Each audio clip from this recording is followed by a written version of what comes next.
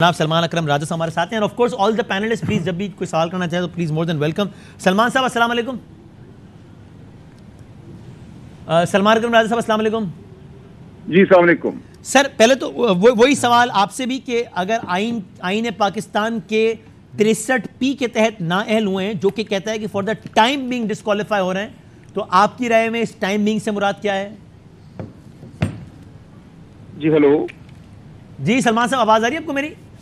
آواز بہت کم ہو گئی ہے. میں ایک دفعہ دوہرا لیتا ہوں ورنہ پھر آپ کو ریکنیکٹ کر لیں گے. یہ جو 63P میں جو ٹائم بینگ لکھا ہے اس کی کیا تعبیر ہے آپ کی نظر میں؟ دیکھیے 63(1)P یہ تصور کرتا ہے کہ کسی اور قانون کے تحت ایک شخص جو ہے وہ نااہل ہے. 63(1)P صرف یہ کہہ رہا ہے کہ اگر کسی قانون کے تحت کوئی شخص نااہل ہے تو جب تک وہ اس قانون کے تحت نااہل ہے اس کو آئین پاکستان کے تحت بھی نااہل سمجھا جائے گا. لہٰذا 63(1)P بذات خود کسی کو نااہل نہیں کرتا, وہ کسی اور قانون کی طرف اشارہ کر کے کہہ رہا ہے کہ کوئی اور قانون اگر کسی کو نااہل کرتا ہے تو اس مدت تک وہ نااہل رہے گا. تو یہ تو ہو گئی بات 63(1)P کی.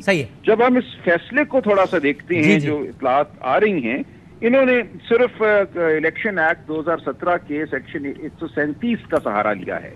سیکشن 137 یہ کہتا ہے کہ اگر کوئی غلط کوئی گوشوارہ داخل کرتا ہے اپنے اثاثوں کے حوالے سے تو اس کے خلاف 120 دن میں قانونی کاروائی جو ہے پروسیکیوشن کرمنل فوجداری کاروائی جو ہے وہ شروع کی جا سکتی ہے. اب یہاں صورتحال یہ نظر آتی ہے کہ آخری جو گوشوارہ داخل ہونا تھا وہ 31 دسمبر 2021 کو ہونا تھا, یعنی کہ 30 اپریل 2022 تک کاروائی شروع کی جا سکتی تھی فوجداری عدالت میں. وہ تو ہوا نہیں. اب 137 کا حوالہ دیکھ کر مجھے نہیں سمجھ آیا کہ الیکشن کمیشن کیا کہنا چاہتا ہے, کیونکہ سیکشن 173 جو ہے الیکشن ایکٹ کا وہ اتنا ہی کہتا ہے کہ اگر کسی نے غلط گوشوارہ داخل کیا ہے تو اس کے خلاف کاروائی ہو سکتی ہے, اس کو کرپٹ پریکٹس سمجھا جائے گا اور اس کو 3 سال تک کی سزا ہو سکتی ہے. لیکن جو سیکشن 137 میں 120 دن کی لمٹ ہے اس کو پہلے پھلانگنا ہوگا کسی کی طرح. مجھے نہیں سمجھ آیا کہ الیکشن کمیشن نے کیسے اس مدت سے تجاوز کیا ہے اور اب یہ کہہ رہے ہیں کہ کاروائی کرو. اور جب وہ کاروائی شروع ہوگی, فرض اگر 120 دن کو ہم ایک طرف بھی رکھ دیں اور کہیں کہ اس کے باوجود کاروائی شروع ہو سکتی ہے, تو اس کاروائی کے نتیجے میں پہلے ایک سزا ہونا ہوگی, کنوکشن ہونا ہوگی, اور وہ سزا جو ہے کم از کم 2 سال کی ہونا ہوگی, تب جا کے نااہلی ہوگی. لہٰذا مجھے نہیں سمجھ آیا کہ اس وقت فی الفور الیکشن کمیشن نے کیسے نااہلی کا حکم دیا ہے.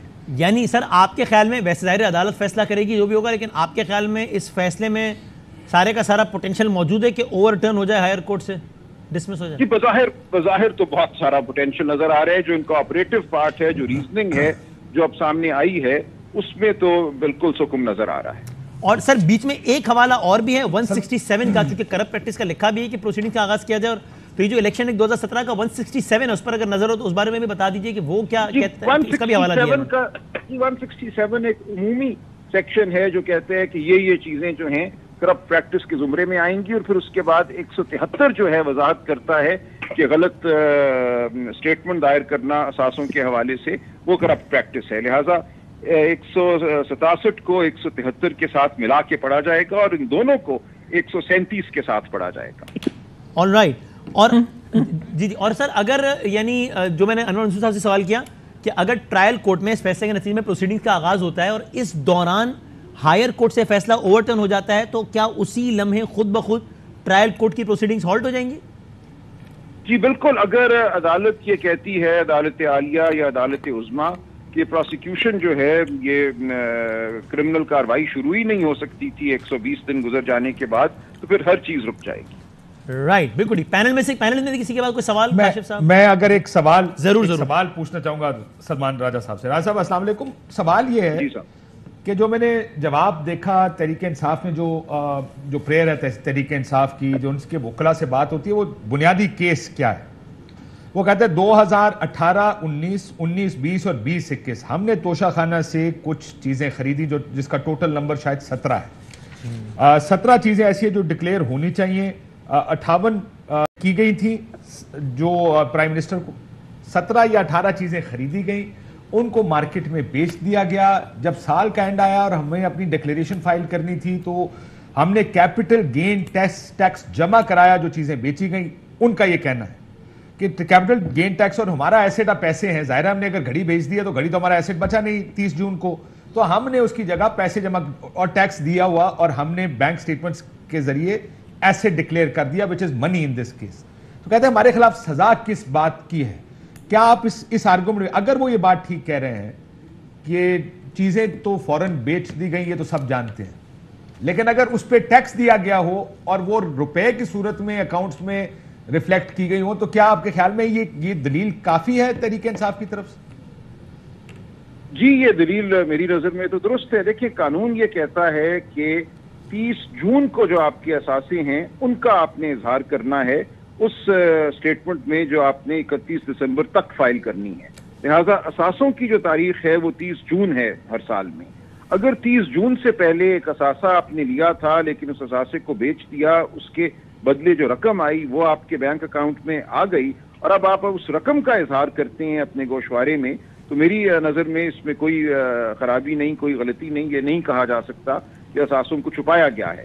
آپ ایک گھڑی کا اظہار کریں یا اس گھڑی کی قیمت کا اظہار کر دیں، بات ایک ہی ہے اور میری نظر میں بہتر ہے کہ آپ اس کی قیمت کا اظہار اپنے اثاثوں میں کریں. تو اگر تو یہ ہوا ہے تو پھر میری نظر میں وہ 120 دن والا معاملہ اگر ہم ایک طرف بھی رکھ دیں تو کوئی مقدمہ نہیں بنتا. اور سر یہ جو لوگ اس کی تعبیر 5 سال نکال رہے ہیں وہ کیا، وہ اس کی کیا لاجیکلائز کر رہے ہیں؟ جو کہ ابھی وزیر قانون صاح نے بھی کہا کہ نہیں 5 سال، یہ کیا ہے، وہ کس طرح کر جوڑ رہے ہیں؟ اگر آپ دیکھیں 5 سال کا ذکر ہے آئین کے آرٹیکل 63(1)H میں. 63(1)H یہ کہتا ہے کہ اگر کسی شخص کو سزا ہو جائے کسی ایسے معاملے میں جس کا تعلق مورل ٹرپیچوٹ سے ہے، یعنی کہ اخلاقی آپ کوئی جرم سرزد ہو اور سزا 2 سال سے زیادہ ہو جائے، تو اس کے بعد نااہلی کی مدت جو ہے وہ 5 سال ہے جیل سے نکلنے کے بعد. یعنی کہ 2 سال آپ نے جیل میں گزارے اور اس کے بعد مزید آپ کو 5 سال گزارنے ہیں، اتنا عرصہ آپ نااہل رہیں گے. لیکن یہ اسی صورت میں ہے کہ پہلے آپ کو سزا ہو، آپ جیل جائیں، تو تب 63(1)H کا اطلاق ہوگا. ان دس کیس چونکہ اچھا رائے صاحب، جی خاور صاحب، جی رائے صاحب، یہ جو فوجداری مقدمے کی بات ہو رہی ہے، ایک کرمنل جو ہے جی کیس شروع کیا جائے عمران خان کے خلاف، اس مقدمے کی یہ جو آج پیش کیا جو فیصلہ آیا ہے اس کے بیک گراؤنڈ میں، تو یہ کرمنالٹی کا ایلیمنٹ جو ہے وہ کہاں سے نکلتا ہے؟ اس کی کچھ بات سمجھ میں نہیں آ رہی ہمیں، کم از کم ہم جو پڑھ رہے ہیں یہ دیکھ رہے ہیں. اگر ایک ایسٹ چھپایا بھی گیا ہے تو اس کی سزا آپ نے دے دی، لیکن آپ کہہ رہے ہیں کہ ساتھ یہ ایسٹ چھپایا گیا ہم نااہل کرتے ہیں اور اس کے ساتھ ساتھ فوجداری کا مقدمہ بھی جو ہے کیا جائے عمران خان کے خلاف. نہیں فوجداری کا مقدمہ تو میں نے یہ عرض کیا نا، قانون میں لکھا ہے کہ فوجداری کا مقدمہ قائم ہو سکتا ہے 120 دن کے اندر. دیکھیں آپ پھر پڑھیے الیکشن ایکٹ 2017 کے 137 کو اور اس کو ملا کے پڑھیے 167 اور پھر 173 اور 174 کے ساتھ، تو بالکل فوجداری مقدمہ قائم ہو سکتا ہے اگر کسی نے اپنے گوشواروں میں کوئی غلط بیانی کی ہو. لیکن اس کے لیے مدت جو ہے اس کا تعین کر دیا گیا ہے 120 دن اور زیادہ سے زیادہ سزا جو ہے وہ 3 سال 174 سیکشن 174 میں دے دی گئی ہے.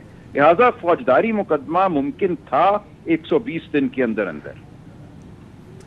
صحیح. اور ابھی اس وقت جب میں آپ سے بات کر رہا ہوں سلمان صاحب، تب وہ کہہ بھی رہی ہے حکومت وقت نے ابھی اعلان کیا رانا ثناء اللہ صاحب نے کہ ہم فوجداری مقدمہ اس پہ دائر کریں گے، لیکن اس پہ آپ نے ظاہر اپنی تعویل دے دی کہ 137 کے زمرے میں آتا ہے اور وہ 120 دن کے اندر ہونا ہوتا ہے اسٹارٹنگ فرام 1 جنوری، جو جس کا مطلب ہے کہ اپریل کے مہینے میں یہ معاملہ ہی ختم ہو گیا. Sir thank you. کوئی اور سوال تو نہیں کسی پینلسٹ کا؟ بہت شکریہ سر.